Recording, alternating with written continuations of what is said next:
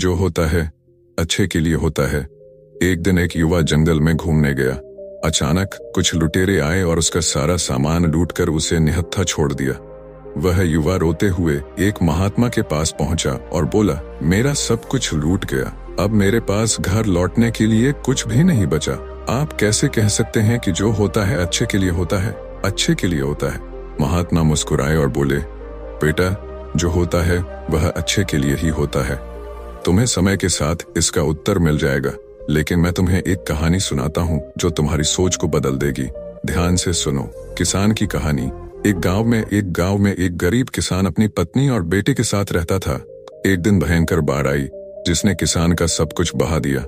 उसका घर, अनाज और संपत्ति सब नष्ट हो गई। किसान बहुत दुखी था और चिंता में डूबा हुआ था। किसान का बेटा हिम्मत देकर बोला, पिताजी, जो हुआ अच्छा हुआ, हमें चिंता नहीं करनी चाहिए। किसान गुस्से में बोला, तू कैसी बातें कर रहा है? हमारा सब कुछ बर्बाद हो गया है और तू कहता है अच्छा हुआ। गुस्से में किसान ने बेटे को घर से बाहर निकाल दिया। बेटा रोते हुए वहां से चला गया। बाढ़ के बाद की परेशानियां। किसान और उसकी पत्नी ने बाढ़ के बाद घास फूस का एक छोटा सा घर बनाया, लेकिन उनके पास खाने को कुछ नहीं था। पत्नी ने कहा, आप नगर में जाकर काम तलाश कीजिए, शायद कुछ मिल जाए।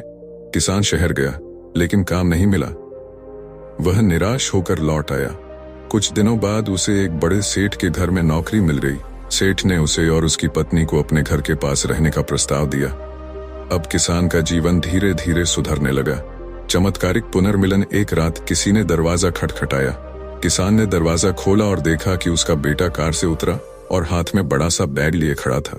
बेटा बोला, पिताजी, मैं हूँ। किसान हैरान रह गया। बेटा बताने लगा, जब आप गुस्से में मुझे घर से निकाले थे तब मैं शहर चला गया। वहां मुझे काम मिला और मैंने मेहनत से व्यापार शुरू किया। आज मैं सफल हूँ। मैंने आपके लिए एक बड़ा घर खरीदा है। अब हम सब आराम से रह सकते हैं। किसान की आंखों में खुशी के आंसू आ गए। उसने समझा कि बेटे की बात सच थी। जो हुआ वह वाकई अच्छे के लिए हुआ। महात्मा का संदेश। महात्मा ने युवा से कहा, तुम्हारी परिस्थिति भी ऐसी ही है। जो तुम्हें अभी बुरा लग रहा है वह आगे चलकर तुम्हारे लिए वरदान साबित होगा। महात्मा ने युवक को एक चमकदार पत्थर दिया और बताया कि यह पारस पत्थर है जो लोहे को सोने में बदल सकता है। युवक को एहसास हुआ कि अगर लूट नहीं होती तो वह महात्मा से नहीं मिलता और यह पत्थर उसके हाथ नहीं आता। सीख दोस्तों, इस कहानी से हम सीखते हैं कि जो भी होता है अच्छे के लिए होता है। समय चाहे कितना भी कठिन क्यों न हो, हमें धैर्य रखना चाहिए।